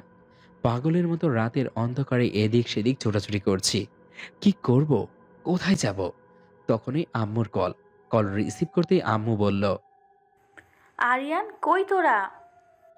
আমি কিছু বলার আগেই আম্মু আবার বলল, ঘুম ভাঙতেই দেখি রিশা আমার পাশে নেই। কিছুক্ষণ পর তোর আব্বু আর রনি এসে বলল তুইও নাকি তোদের রুমে নেই। তোরা কি একসাথে আছিস? আমি কোনো উত্তর না দিয়ে কল কেটে দিয়ে রাস্তার এপাশ ওপাশ এদিক সেদিক ছোটাছুটি করছি রিশাকে খোঁজার জন্য। হঠাৎ আমার পেছন থেকে কেউ একজন কাঁধে হাত দিল। আমি পিছনে তাকালাম। তাকিয়ে দেখি রিশা কাঁদো কাঁদো গলায় বলছে, ও হে আমার প্রাণপ্রিয় স্বামী, আপনি কোথায় যাচ্ছেন আমাকে একা রেখে? এই বলে রিশা হাওয়ায় উড়তে শুরু করলো। তার চোখগুলো একদম সাদা, চুলগুলো হাওয়ায় উড়ছে। হঠাৎ সে আমার এক লাফে আমার কাঁধে ঝাঁপিয়ে পড়ে আমার গলার একটা কামড় দিল। আমি প্রচণ্ড যন্ত্রণায় চিৎকার দিলাম। রিশাকে আমার ঘাড় থেকে কোনো মতো নামিয়ে আমি আবার দৌড়াতে শুরু করি। এবার দৌড়াতে দৌড়াতে আমার মাথায় মৌলানা আলতাফ সাহেবের কথা এলো। আমি ছুটতে গেলাম আলতাফ হুজুরের বাসায়। বাসায় গিয়ে শুনি সে নাকি গতকাল ভোরে গ্রামের বাইরে গেছেন, আসবে আজকে রাত শেষ হলে। আমার গলা দিয়ে প্রচণ্ড রক্তক্ষরণ হচ্ছে দেখে আলতাফ সাহেবের সাগরের আবার গলার একটা কাপড় পেঁচিয়ে দিল যাতে রক্তক্ষরণ কিছুটা কমে। আলতাফ সাহেবের সাগরদের কাছে পানি খেতে চাইলে সে আমাকে বসিয়ে রেখে পানি আনতে গেল। মিনিট দুয়েকের মধ্যে ছেলেটি পানি নিয়ে এলো। আমাকে পানি দিতে যাবে, তখন সেখানে হানা চলে আসে। তখনও সে রিশার শরীরেই ছিল। হানা এসেই ছেলেটির ধর থেকে মাথাটা টেনে হিঁচড়ে ফেলল। ছেলেটির মাথাটা ছেঁড়ার সময় আমার চোখ মুখের রক্ত ছিটকে গিয়ে পড়ল। এটা দেখে হানা বলল, কেমন লাগছে রক্তের স্বাদ? খুব সুস্বাদু, তাই না? আমি ভয়ে দৌড়ে মসজিদের ভিতরে ঢুকে বসে পড়লাম। বাইরে থেকে হানা চেঁচিয়ে চেঁচিয়ে বলছে, কতক্ষণ লুকিয়ে থাকবে? একবার না একবার তো বের হতেই হবে তোমাকে। আমি মনে মনে যা দোয়া পারতাম পড়তে থাকলাম। খানিকক্ষণ পর হানা কান্না করতে করতে বলছে, প্রিয় ক্যানান, মনে করো সেই দিনগুলো যখন তুমি আর আমি একসাথে কত স্বপ্ন বুনেছি। মনে করো আমাদের বিবাহে আবদ্ধ হওয়া সে দিনটা। মনে করো, মনে করো, মনে করো। বলে চিল্লাতে চিল্লাতে এক ভয়ঙ্কর রূপে হাওয়ায় উড়তে উড়তে আমার দিকে একটা গাছের ডাল ছুঁড়ে মারে। ডালটা মসজিদের দরজা ভেদ করে আমার বুকে এসে লাগে। আমি ছিটকে আরো ভিতরে গিয়ে পড়লাম, কিন্তু তারপরেও আমি দোয়া পড়া বন্ধ করি না। ভোর হবে হবে মনে হচ্ছে। কিছুক্ষণ পরেই ফজরের আজান দিবে। ঠিক তখনই হানা আমাকে বলছে, কি ঠিক করলে? এখানেই থাকবে? আচ্ছা, থাকো এখানে। আমি তোমার ভালোবাসাকে নিয়ে চলে গেলাম। এই বলে হানা কোথায় যেন গায়েব হয়ে গেল। কিছুক্ষণ পরেই ফজরের আজান হলো। বেশ কিছুক্ষণ পর দেখেই আলতাফ সাহেব আসছেন। তাকে দেখে কিছুটা স্বস্তি বোধ করলাম। সে আসা মাত্রই তাকে সবটা খুলে পড়লাম। সবকিছু শুনে সে বলল, আপনাকে তো আগেই বলেছিলাম বড় কোনো বিপদ হওয়ার আগে এই গ্রাম ছেড়ে চলে যান। ফিরেই তো গিয়েছিলাম, কিন্তু রনি তো আমাকে আবার গ্রামে আসতে বাধ্য করলো। বলছিলাম না, আপনার বন্ধুই হবে আপনার বিপদের কারণ। হ্যাঁ, বলেছিলেন তো, কিন্তু এখন কি করা যায়? হানা তো রিশাকে নিয়ে চলে গেল ওর সাথে। এখন একটাই উপায় আছে। কি উপায়? আপনাকে আগের জন্মের সব কিছু মনে করতে হবে। মানে? এটা বিশ্বাস করুন, আপনি কেন সাহেব। আচ্ছা, বিশ্বাস করলাম। এবার আমাকে কি করতে হবে? চলুন আমার সাথে। মাওলানা সাহেবের সাথে চলতে চলতে একসময় আমাদের গ্রামের বাড়ি খানবিলায় এসে পৌঁছালাম। আপনিও তাহলে ওদের দলেরই? আপনি আমাকে ভুল বুঝছেন সাহেব। আপনি ওদের দলের না হলে আমাকে এখানে কেন ফিরিয়ে আনলেন? কারণ আপনার জীবন রহস্য এই বাড়িতে দাফন করা আছে। এখানে না, আসলে আপনার কিছুই মনে পড়বে না। হুজুরের কথা মতো আবারও বাড়ির ভিতরে প্রবেশ করলাম। প্রবেশ করতেই দেখি আমার আব্বু আম্মুর মাথাবিহীন লাশ ফ্লোরে পড়ে আছে। তাদের এমন করুণ মৃত্যু দেখে আমি নিজেকে সামলাতে পারলাম না। নিজেকে নিজে দোষারোপ করছি। আমি যদি সেদিন গ্রামে আসার বায়না না ধরতাম, তাহলে এত কিছুই হতো না। কেন সেদিন ছোট বাচ্চাদের মতো জেদ ধরেছিলাম? একটা জেদের জন্য আজ কতগুলো মানুষের প্রাণ গেল। আমাকে কাঁদতে দেখে মাওলানা সাহেব আমাকে সান্ত্বনা দিয়ে বলল, এতে আপনার কোনো দোষ নেই সাহেব, এটা আপনার নিয়তি। বলে যাবেন না, ফেলে আসা অসম্পূর্ণ অতীত সারা জীবন কিন্তু অসম্পূর্ণ থাকে না। এখনও সময় আছে সব কিছু ঠিক করার। আর আমি জানি এই মরণ খেলা একমাত্র আপনি বন্ধ করতে পারবেন। আপনি ভেঙে পড়লে হবে না, আপনাকে শক্ত হতে হবে। লড়াই আপনাকেই লড়তে হবে। এই লড়াই। উঠুন সাহেব, উঠুন, নিজেকে সামলান। হানা আর জিলানিকে আপনি সাহায্য করতে পারেন। জিলানি আবার কে? এই জন্য বলেছি, আগে আপনার অতীত সম্পর্কে সব জানুন, তারপর যুদ্ধের আমোদ। আমি আমার প্রশ্নের উত্তর না পেয়ে হুজুরের পিছু পিছু গেলাম। হুজুর আমাকে নিয়ে দোতলার সেই বন্ধ ঘরটির ভিতরে গেলেন। ভিতরে ঢুকতেই দেখি রফিক দাদু আহত হয়ে নিচে পড়ে ছটফট করছে। তার পেটে একটা ছুরি ঢোকানো। একটু ভালো মতো খেয়াল করে দেখলাম রফিক দাদুর হাতে একটা হেয়ার পেন টাইট করে ধরে আছে। আমি দৌড়ে গিয়ে রফিক দাদুর পেট থেকে ছুরিটা বের করে রফিক দাদুকে আমার বুকের সাথে জড়িয়ে জিজ্ঞেস করলাম, কি হয়েছে রফিক দাদু? তোমার এই হাল কে করেছে? নিচেও দেখলাম আব্বু আম্মুকেও কেউ নৃশংসভাবে হত্যা করেছে। কি হয়েছিল দাদু? ও ও ও দাদু বলো না, বলো না কি হয়েছিল? রফিক দাদু আমাকে আর একটু কাছে ডেকে হেয়ার পেনটা আমার হাতে দিয়ে আস্তে আস্তে বলল, ফজরের আজান দিচ্ছিল তখন হঠাৎ করে দেখি কেউ একজন তোমার আম্মুর চুল ধরে হ্যাঁচড়াতে হ্যাঁচড়াতে দোতলা থেকে নামাচ্ছে। পেছনে তোমার আব্বু ছুটে আসছে তোমার আম্মুকে বাঁচানোর জন্য। কে তোমার আম্মুর চুল ধরে হ্যাঁচড়াতে হ্যাঁচড়াতে নিচে নামিয়ে আনলো, এটা দেখার জন্য আমি লুকিয়ে পড়ি। কিছুক্ষণ পর দেখি সেটা আর কেউ না, রিশা দাদু ভাই। কিন্তু আমি বুঝে গিয়েছিলাম এটা রিশা দাদু ভাই না, এটা হানা, যে রিশার রূপ নিয়ে এসব করছে। তারপর তোমার আব্বু রিশার কাছে অনেক কাকুতি মিনতি করে সে যেন তোমার আম্মুকে ছেড়ে দেয়, কিন্তু রিশা তা না করে তোমার আব্বুর মাথাটা ধর থেকে আলাদা করে মেরে ফেললো। এটা দেখে আমি চিৎকার দিয়ে দোতলার দিকে দৌড়ে আসার সময় দেখি রিশা তোমার আম্মুর মাথাটাও ধর থেকে আলাদা করে ফেলে আমার পিছু পিছু আসছে। আমি দৌড়ে এ ঘরে এসে বহুযুগ আগে রিশার ব্যবহৃত চুলের কাঠিটা হাতে নিই, কারণ আমার দাদা মারা যাওয়ার আগে আমার বাবাকে বলে গিয়েছিল রিশার ব্যবহৃত চুলের কাঠি দিয়েই তাকে হত্যা করা সম্ভব। আর আমার বাবা মারা যাওয়ার আগে আমাকে বলে গিয়েছিল তারপর রিশা রূপী হানা আমার পিছু পিছু এখানে চলে আসে। আমি ওর ব্যবহৃত চুলের কাঠিটা দিয়ে বারবার ওকে আঘাত করি, কিন্তু কোনো কাজ হচ্ছিল না, বরং সে আমার পেটে ছুরি বসিয়ে চলে গেল। এই বলে রফিক দাদু মারা যায়। আমিও তখন নিজেকে ক্ষমা করতে পারছিলাম না। আমি আমার জীবন রক্ষা করার জন্য আমার বাবা মাকে হানার কাছে উৎসর্গ করে দিলাম। তখন মাওলানা আলতাফ সাহেব আমাকে বললেন, হানা আর কানান একে অপরকে নিজের জীবন চাইতো বেশি ভালোবাসত। কানান সাহেব হানাবকে সবসময় নিজের জীবন দিয়ে আগলে রাখার চেষ্টা করত, কিন্তু হানা কানার সাথে বেমানি করে। কানানের প্রিয় বন্ধু জিলানির সাথে সম্পর্কে জড়িয়ে পড়ে। ঠিক তখনই যেন আমার সবকিছু মনে পড়ে যায়। তারা এক হওয়ার জন্য আমাকে তাদের পথ থেকে সরাতে চেয়েছি। সেজন্যই আমার উপর কালো জাদু করে যাতে আমি মারা যাই। কিন্তু আমার সাথে হানার বিয়ে ঠিক হয়ে যায়। আমাদের বিয়ের দিন হানা জিলানি একে অপরের সাথে কথা বলছিল। আমি কেনানকে বিয়ে করতে চাই না। আমি তো তোমাকে ভালোবাসি। এখন আমি কি করব এখন?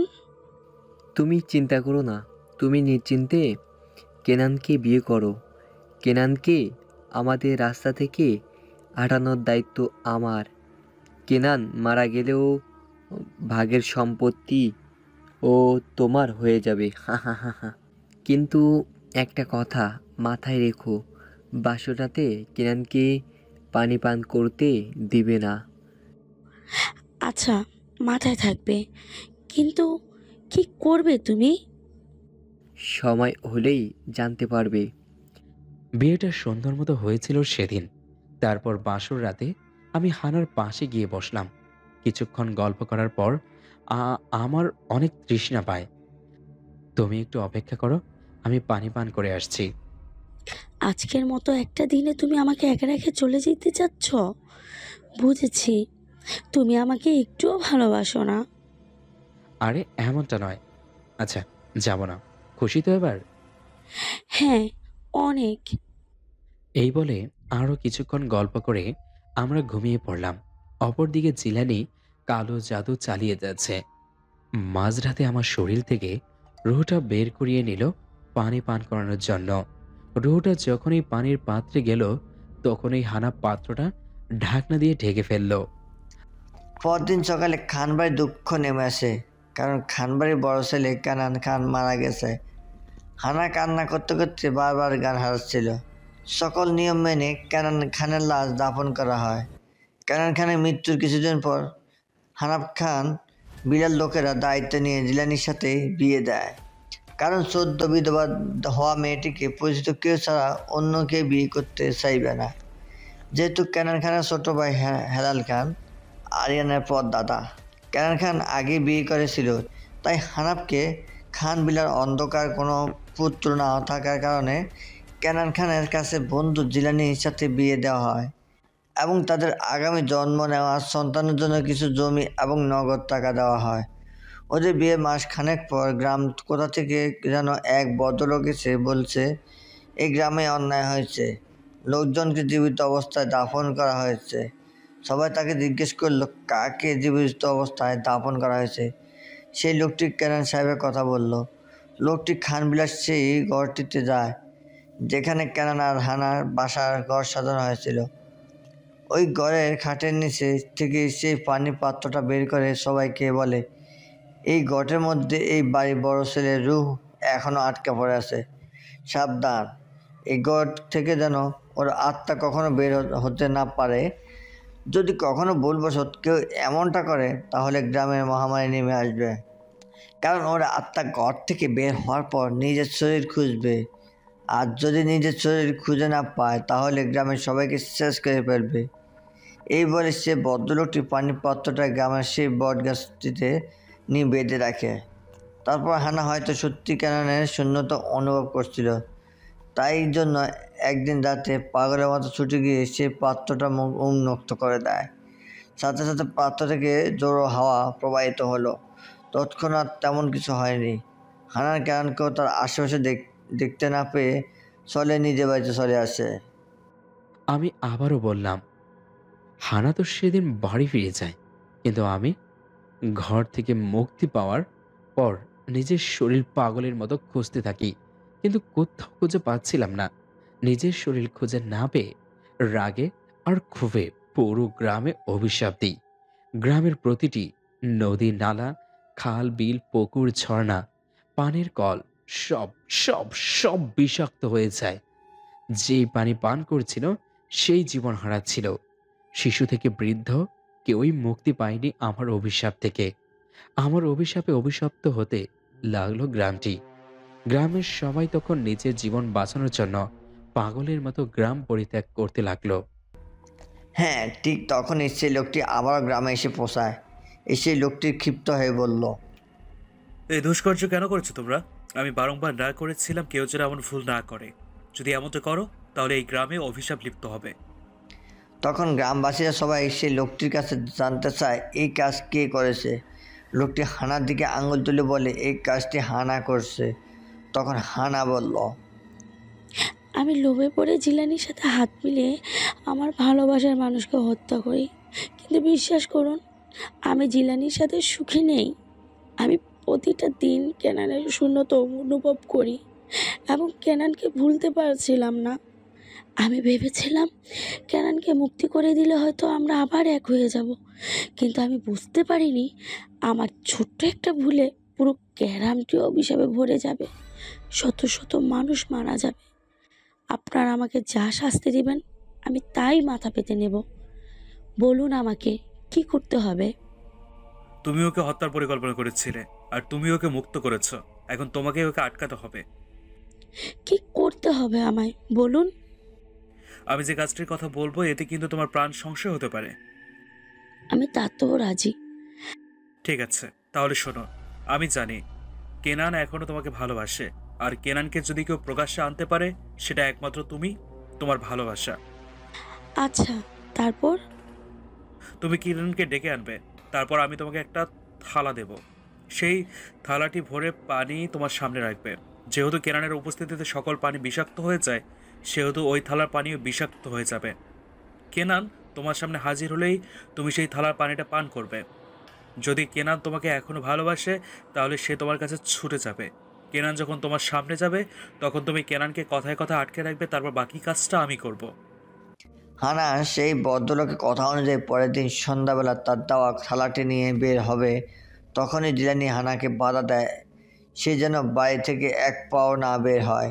কিন্তু হানা অনেক জোর জবরদস্তিতে জিলানির হাত থেকে নিজেকে ছাড়িয়ে বেরিয়ে আসে। তারপর হানা সেই থালাটিতে পরিষ্কার ও বিশুদ্ধ খাবার রেখে পানি রেখে কেনানের আত্মাকে আহ্বান করে।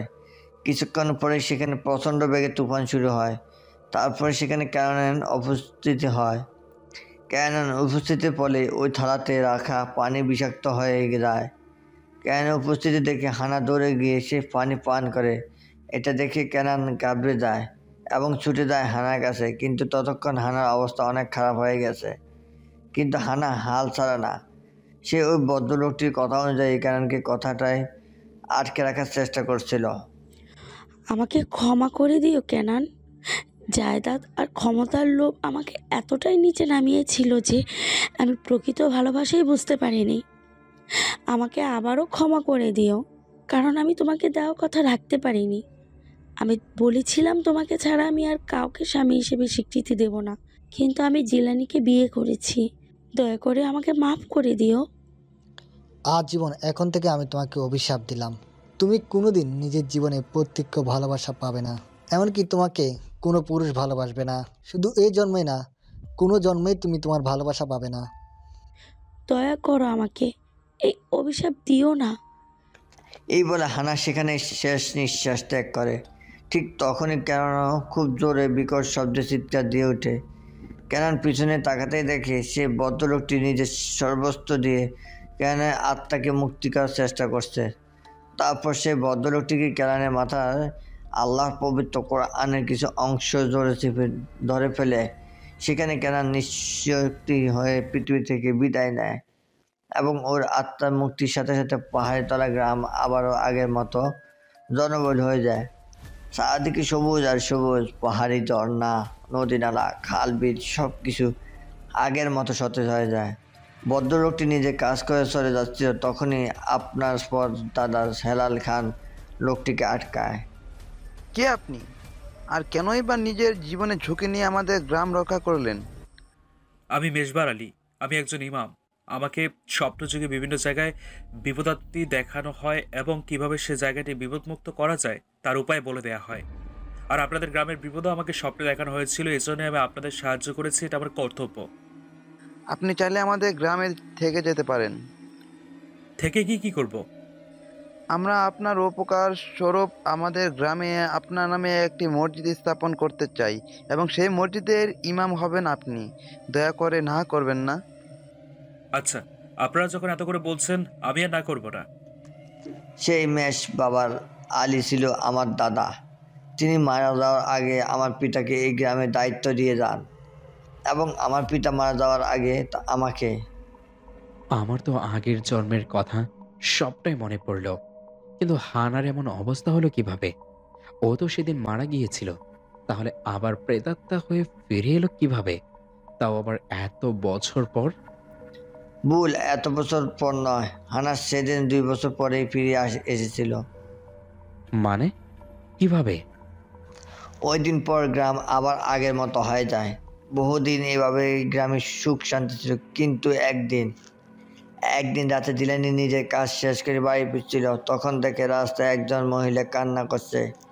সেই মহিলাটি সামনে গিয়ে জিজ্ঞেস করে তার কি হয়েছে। মহিলাটি মুখ তুলতে জিলানি চমকে দেয়, কারণ সে মেয়েটি ছিল হানা। হানা জিলানির দিকে তাকিয়ে হাসছে। হঠাৎ করে হানা বাতাসে উঠতে লাগে। এটা দেখে জিলানি বলছে, কি চাও তুমি? তুমি তো মারা গেছো, তাহলে কেন ফিরে এসেছো আবার? তুই, হ্যাঁ তুই এই জন্য দায়ী। তোর জন্য কেনান আমাকে অভিশাপ দিয়েছে, যার জন্য আজ আমার এই অবস্থা। তোর কোনো ক্ষমা নেই, তোর শাস্তি একটাই, মৃত্যু। এই বলে হানা জিলানিকে সেখানে হত্যা করে। আচ্ছা হুজুর সাহেব, জিলানিও কি আবার জন্ম নিয়েছে? রনি হচ্ছে জিলানি। কি, রনি তাহলে জিলানি? হ্যাঁ, এই জন্যই বলেছিলাম আপনার বন্ধুই হবে আপনার বিপদের কারণ। রনির আপনার আগের জন্মের কথা মনে পড়েছিল, যার ফলে আপনার গ্রাম থেকে চলে গেল। সে তৌহিদকে নিজের দলে টেনে গুপ্তধনের লোভ দেখিয়ে বলা তারা আরও পরে গ্রামে থেকে যাবে। তারপর তৌহিদ আর আব্রাহামকে কালো জাদু করে সে বট গাছের সামনে নিয়ে গিয়ে হানাকে মুক্তি করে দেয় এবং হানার শিকার হিসেবে তৌহিদ আর আব্রাহামকে উৎসর্গ করে। এতক্ষণে আমার কাছে সবটা ক্লিয়ার হলো, বাট হানাকে ওই বট গাছে কে বা কিভাবে বন্দি করেছিল?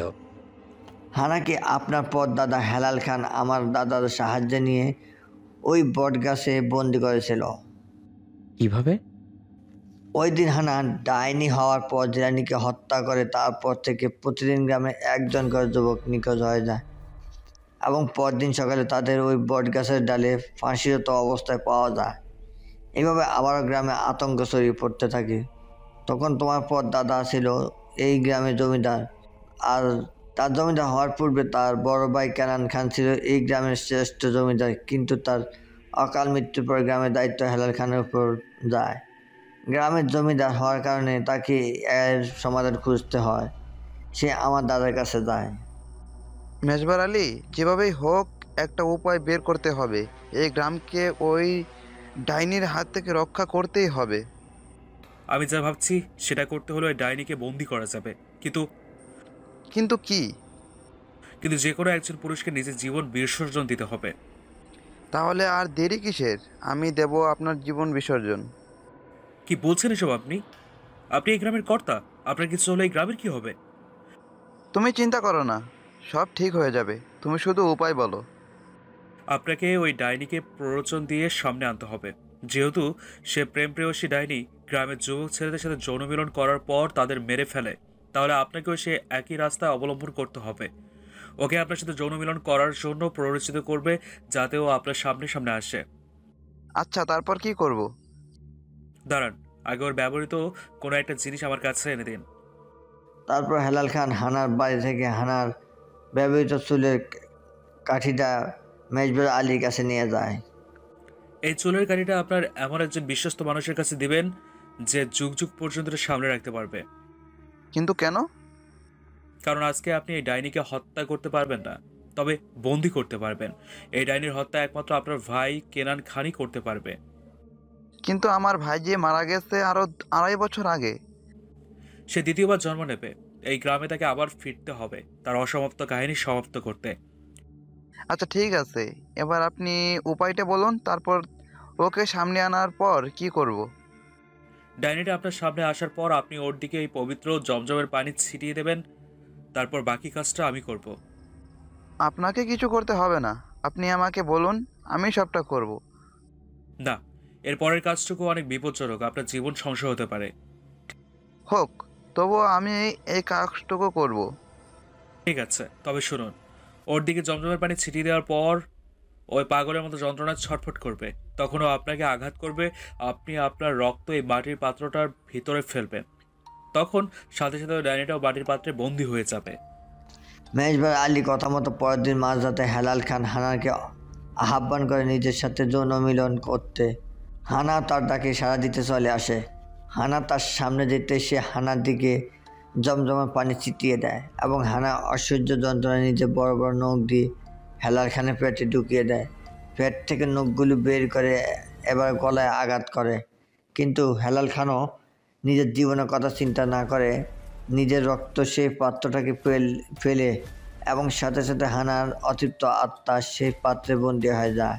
হানার পাত্রটাতে বন্দী হওয়ার সাথে সাথে হেলাল খান পাত্রের মুখ আটকে দিয়ে সেখানে নিজের শেষ নিঃশ্বাস ত্যাগ করেন। পরদিন গ্রামের আবারও শোকের ছায়া নেমে এলো। মেজবার আলী সবাইকে সান্ত্বনা দিয়ে সেই ঘরটিকে বটগাছের ডালে বেঁধে রেখে বটগাছটি বিভিন্ন শক্তির মাধ্যমে সুরক্ষিত করে রাখে এবং জায়গাটিকে নিষিদ্ধ বলে ঘোষণা করে দেওয়া হয় যাতে কেউ এটা নষ্ট করতে না পারে। তারপর থেকে ঘটনা আজকের দিন এসে আটকালো। আলতাফ সাহেব নিজের কথা শেষ করতে করতে কেউ একজন পিছন থেকে আমার মাথায় কিছু একটা দিয়ে আঘাত করে। সাথে সাথে আমি জ্ঞান হারাই। আমার জ্ঞান ফিরতেই দেখি আমাকে কেউ সেই বট গাছের সাথে বেঁধে রেখেছে এবং আমার সামনে রনি বসে কালো জাদু করছে আর রিশা স্থির হয়ে বসে আছে। রিশা কোনো নড়াচড়া করছে না। এই তো আর কিছুক্ষণ পরই হানা সারা জীবনের জন্য রিশার শরীরে থেকে যাবে, আর কেউ হানাকে রিশার শরীর থেকে আলাদা করতে পারবে না। আমি রনিকে উদ্দেশ্য করে বললাম, যদি কারো সাহস থাকে তাহলে আমাকে বাদ মুক্তি করুক, লড়াই হবে, দেখে কার কত জোর। আমি জানতাম রনির নিজের শক্তির উপর অনেক অহংকার ছিল, সে নিশ্চয়ই ভুল পদক্ষেপ নেবে। ঠিক আমি ঠিকই ভেবেছিলাম। রনি ভুল পদক্ষেপটাই নিল। সে আমাকে বাঁধ মুক্ত করে দিল। আমাকে বাঁধ মুক্ত করার পরই আলতাফ সাহেব দৌড়ে এলেন। সাব চুলের কাঠিটা ওইখানে পড়েছিল, আমি নিয়ে এসেছি। আমি দৌড়ে গিয়ে মাওলানা সাহেবের হাত থেকে কাঠিটা নিলাম। রনিও তার দিকে ছুটতে গিয়ে তাকে লাঠি দিয়ে মারতে থাকে। আমি ছুটে গিয়ে রিশার বুকের বাম পাশে সেই কাঠিটা গেঁথে দিলাম। সাথে সাথে ওই জায়গায় তুফান শুরু হলো। মনে হলো এক অশুভ শক্তির বিনাশ হলো। কিন্তু তখনই রিশা ছটফট করছে। আমি তাকে আমার বুকের সাথে জড়িয়ে ধরে আছি। কিছুক্ষণ পর রিশাও আমার বুকে শেষ নিঃশ্বাস ত্যাগ করে পরলোক গমন করল। আমি রাগে হাতে দাঁটা দিয়ে পিছন থেকে রনিকে একটা কূপ দেই। রনিও সেইখানে মৃত্যুবরণ করে। তারপর আলতাফ সাহেবকে জিজ্ঞেস করলাম সে ঠিক আছে কিনা। এই বলে আমি কান্না করতে শুরু করি। আজ আমি সব হারালাম। একটা জেদের জন্য সবাইকে হারালাম, প্রতিটা প্রিয় মানুষকে হারালাম। আমার সাথে কেন এমনটা হলো? কি দোষ করেছিলাম আমি? এত কষ্টের মাঝেও একটা শান্তির সুবাস পাচ্ছিলাম, যেন আজ সকল অশুভ শক্তির বিনাশ করতে পেরেছি।